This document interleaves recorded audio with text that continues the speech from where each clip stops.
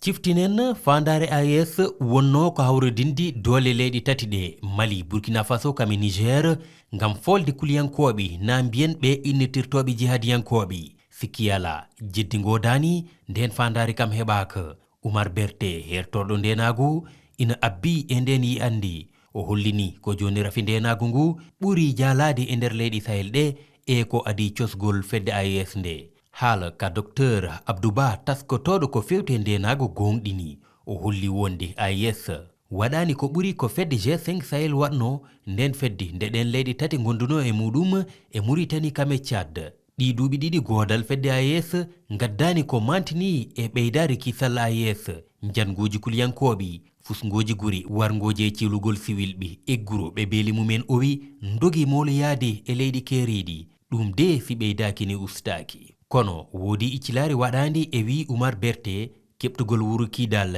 e juuɗe kuliyankoɓe ɓe e ballal leydi Burkina Faso kame Niger walla kadi baddugol maɓɓe jungo e fandu e rende keeri hakkunde leyɗe maɓɓe ɗe.